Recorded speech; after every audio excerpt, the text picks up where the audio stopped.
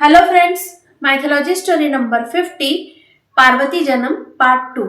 तो देवी आदि शक्ति ने पार्वती के रूप में हिमालय और मैनावती के घर जन्म ले लिया था और मनुष्य रूप में जन्म लेने की वजह से पार्वती अपना ओरिजिन और अपना पिछला जन्म कंप्लीटली भूल चुकी थी और वो एक साधारण कन्या बन चुकी थी। और ब्रह्मलोक में ब्रह्मदेव ने सभी देवी देवताओं और ऋषि मुनियों को वार्निंग दे दी थी कि जो देवी आदि शक्ति है जिन्होंने पार्वती के रूप में जन्म लिया है, तो कोई भी देवी देवता या ऋषि मुनि अब पार्वती और शिव के बीच में इंटरफेरेंस नहीं करेंगे, क्योंकि पार्वती का जन्म हुआ है शिव की पत्नी बनने के लिए। और अगर कोई भी इंटरफेरेंस करेगा या जल्दबाजी दिखाएगा तो वही सती जैसी प्रॉब्लम फिर से क्रिएट हो जाएगी। इसलिए सही समय का इंतजार करो और जब सही समय आएगा तो अपने आप शिव और पार्वती का विवाह हो जाएगा। और इसके साथ ही जो तारकासुर था उसने अपने कुछ गुप्तचरों को देवताओं पे नजर रखने के लिए कहा था। तो उन गुप्तचरों के माध्यम से तारकासुर को ये पता चल चुका था कि देवी आदि शक्ति ने पृथ्वी पे जन्म ले लिया है, लेकिन वो कौन है और किसके घर जन्म लिया है ये बात कोई भी गुप्तचर पता नहीं कर पाए थे। तो तारकासुर ने अपने कुछ दैत्यों और राक्षसों को पृथ्वी पे निवास करने के लिए भेज दिया।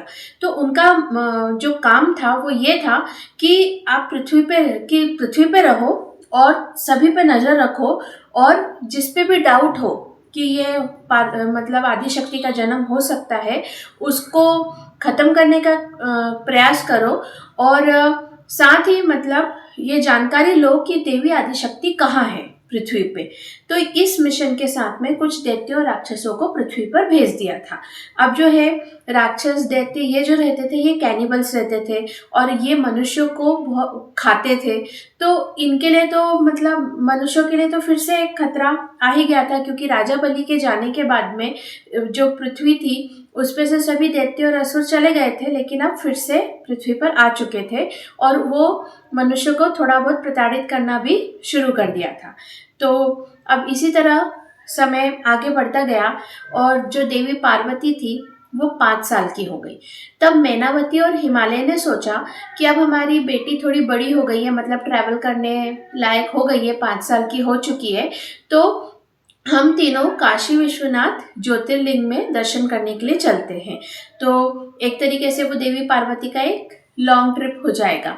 तो इसी तरह यही सोचकर जो थे तीनों हिमालय, मैनावती और पार्वती काशी गए और वहाँ पे काशी विश्वनाथ ज्योतिर्लिंग के दर्शन किए। अब जो है देवी पार्वती के जो सबकॉन्शियस माइंड था तो शिव के दर्शन से उन्हें बहुत ही अच्छा लगा। वैसे जो हिमालय थे वो विष्णु भगवान की भी पूजा करते थे और शिव की भी पूजा करते थे, तो उनको ऐसी कोई प्रॉब्लम नहीं थी कि जैसे दक्ष जैसा उनके अंदर ऐसा कोई प्रॉब्लम नहीं थी कि शिव की पूजा मत करो। अब जब हम दक्ष की बात करें तो जब वीरभद्र ने दक्ष का सर काट दिया था तब प्रसूति के रिक्वेस्ट करने पर शिव ने दक्ष को बकरे का सर लगा करके फिर से पुनर्जीवित कर दिया था। तो उसके बाद से दक्ष और प्रसूति काशी में एक आश्रम में रहते थे और हमेशा वो शिव भक्ति में लीन रहते थे, ताकि उनकी उनसे जो मिस्टेक हुई है उसकी वजह से वो माफ़ी मांगते रहते थे। तो काशी विश्वनाथ के दर्शन करने के बाद हिमालय अपने परिवार के साथ प्रजापति दक्ष से मिलने गए और वहाँ पर वो तीनों दक्ष और प्रसूति से मिले। तो दक्ष और प्रसूति ने जैसे ही पार्वती को देखा तो वो 5 साल की छोटी सी पार्वती को देख के तुरंत पहचान गए कि ये तो उनकी अपनी बेटी सती है। और उन्हें इस बात से बहुत ज़्यादा खुशी हुई कि फाइनली सती ने पुनर्जन्म ले लिया है। और उन्हें ये भी समझ में आ गया कि अब जल्द ही शिव और पार्वती का विवाह भी होगा। लेकिन ये बात दोनों दक्ष और प्रसूति ने अपने तक ही सीमित रखी। उन्होंने हिमालय और मैनावती को इस बारे में कोई भी जानकारी नहीं दी, क्योंकि इस बार वो कोई भी गड़बड़ करना नहीं चाहते थे। तो इस प्रकार से अपनी यात्रा कंप्लीट करके जो पार्वती है वो अपने माता पिता के साथ वापस से अपने महल में आ गई। अब उसके बाद में क्या हुआ कि जैसे जैसे पार्वती थोड़ी बड़ी होती जा रही थी तो उनका सबकॉन्शियस माइंड उन्हें हमेशा तपस्या करने के लिए प्रेरित करता था। तो मैक्सिमम टाइम वो ओम नमः शिवाय का जाप करते हुए तप में लीन रहती थी। तो ये बात है ना, जो उनकी माँ थी उन्हें ये थोड़ा ठीक नहीं लग रहा था। देखिए, उन्हें मैनावती को शिव की आराधना करने से कोई प्रॉब्लम नहीं थी, लेकिन मैनावती का सोचना यह था कि पार्वती तो अभी छोटी सी बच्ची है और बच्चियों को खेलना कूदना चाहिए, ये हमेशा ये साध्वियों की तरह मतलब साधु सन्यासियों की तरह तपस्या क्यों करती रहती। तो मैनावती ने सोचा कि पार्वती महल में अकेली है, मतलब उसके साथ कोई खेलने वाला तो है नहीं, और उनके जितने भी दास दासियां थे उनके पास भी कोई ऐसे छोटे बच्चे थे नहीं कि जो पार्वती के साथ खेल सके। तो मैनावती ने सोचा कि पार्वती भी छोटी बच्ची है, इसलिए शायद वो ज़्यादातर तपस्या करती रहती है। तो मैनावती ने अपनी जो प्रजा थी उस प्रजा के सभी घरों में एक मतलब इनविटेशन पहुंचाया और सबसे कहा कि आपके घर में जो भी 5-6-7 साल की जो छोटी छोटी लड़कियां हो तो उन्हें दिन में कुछ समय के लिए, कुछ घंटों के लिए राजमहल भेजा कीजिए ताकि वो पार्वती के साथ खेले, उनकी दोस्त बने।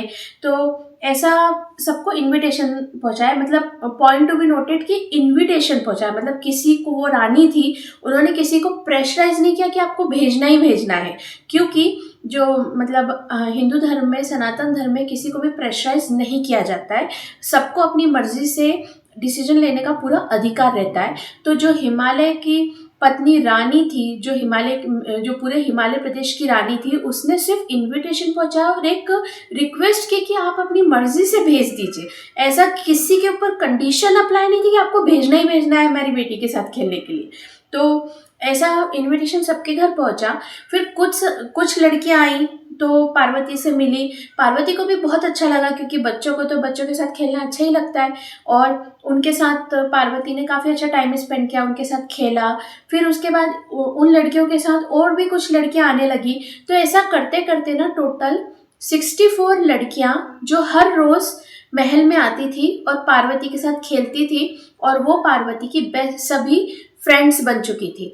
तो ये 64 पार्वती की सहेलियां थी, जिनमें से 2 जो लड़कियां थी जिनका नाम था जया और विजया, ये दोनों पार्वती की बेस्ट फ्रेंड हुआ करती थी।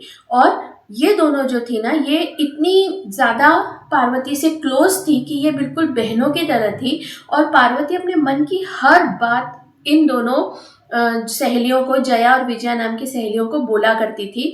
और बाकी की सहेलियों के जाने के बाद में भी जया और विजया ज़्यादा समय के लिए पार्वती के साथ रुकती थी। तो पार्वती को समझ में आ रहा था कि मैं तपस्या में लीन रहती हूँ तो मेरी माँ को थोड़ा पसंद नहीं आता है, इसलिए वो दिन भर खेलती कूदती थी, अपनी मतलब नई नई चीज़ें सीखती थी, टाइम स्पेंड करती थी फैमिली के साथ में।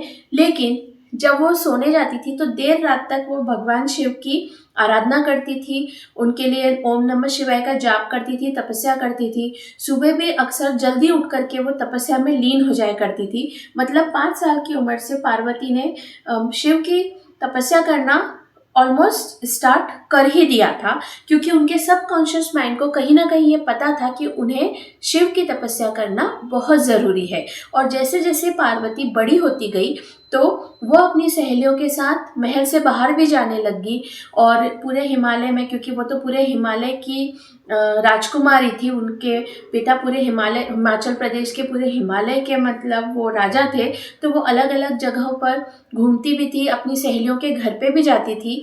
इस प्रकार से पार्वती धीरे धीरे बढ़ती गई, और इस तरह पार्वती पूरे 16 वर्ष की हो चुकी थी। तो आज का वीडियो यहीं एंड करते हैं, मिलते हैं नेक्स्ट वीडियो में। Okay, bye.